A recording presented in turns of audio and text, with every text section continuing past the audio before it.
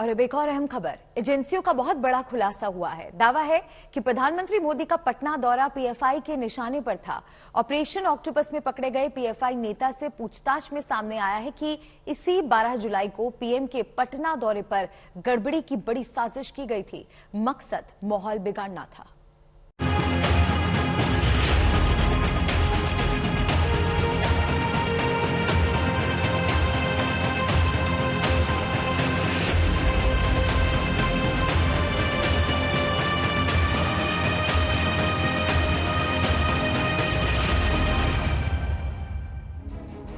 बारह जुलाई 2022 पटना, बिहार। यही वो तारीख है जब प्रधानमंत्री मोदी बिहार विधानसभा भवन के शताब्दी समारोह में शामिल होने पटना पहुंचे थे। उनके स्वागत की जबरदस्त तैयारी थी, सुरक्षा भी चाक चौबंद की गई थी। लेकिन पीएफआई उस रोज उनकी सुरक्षा में सेंध की साजिश रच रहा था। अब 2 महीने बाद इस साजिश का खुलासा हुआ है। केरल में गिरफ्त में आए पीएफआई नेता ने साजिश का बड़ा खुलासा किया है। उसने माना कि पीएम की 12 जुलाई की पटना रैली में गड़बड़ी की साजिश थी।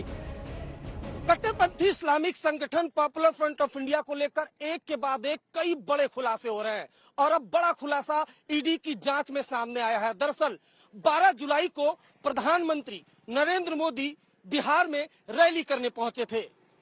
खुलासा ये हुआ है कि पॉपुलर फ्रंट ऑफ इंडिया के लोग उस रैली में माहौल खराब करने की साजिश रच रहे थे।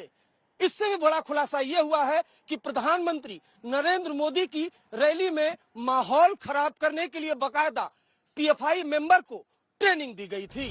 सूत्रों के मुताबिक पीएफआई की तैयारी बड़ी थी। रैली में माहौल बिगाड़ना था, इसके लिए बैनर पोस्टर बनाए गए।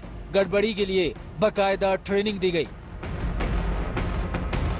पीएम की रैली में गड़बड़ी करने की साजिश वाली एफआईआर में कई खुलासे हुए हैं। मसलन पीएफआई देश में आतंक फैलाना चाहता है, सौहार्द बिगाड़ना चाहता है, आपराधिक साजिश रच रहा है, दंगे भड़काने की साजिश में लगा है, टेरर ग्रुप को तैयार करने के लिए ट्रेनिंग दी जा रही है, हथियार और गोला बारूद जमा किए जा रहे हैं। किस तरह से पीएफआई ने भारत के प्रधानमंत्री की रैली को भी टारगेट करने का एक बहुत बड़ा प्लान बनाया था।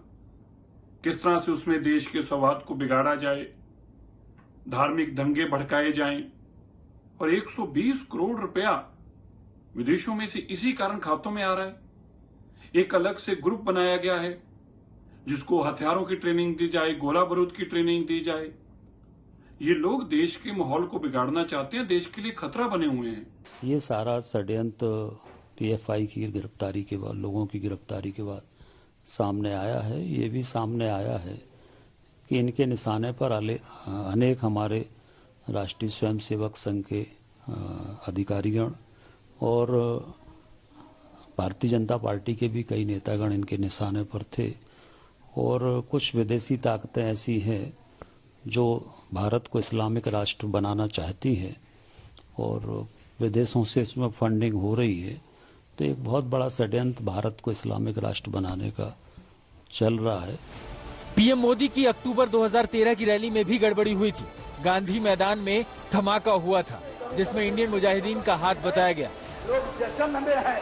Now the government, we society, more than government, the society need to be aware of this, and government need to take firm action against such people and show them their place, that what they are doing is unlawful. हाल में बिहार में PFI module का भी खुलासा हुआ है। शहर शहर PFI के ठिकानों पर छापे पड़े हैं, कई दस्तावेज मिले, आतंकी ब्लूप्रिंट मिला है। इंडिया 2047 नाम से 7 पन्नों की बुकलेट मिली है। भारत को मुस्लिम देश बनाने का जिक्र मिला है। शहर शहर ट्रेनिंग दी जा रही थी। तब बिहार पुलिस ने इसे गंभीरता से नहीं लिया। ट्रेनिंग को आरएसएस शाखा से तुलना कर दी गई, लेकिन विवाद बढ़ने पर एसएसपी को सफाई देनी पड़ी। तिरुवनंतपुरम से शिवमोल केजी, किशनगंज से रोहित सिंह के साथ अरविंद ओझा, आज तक।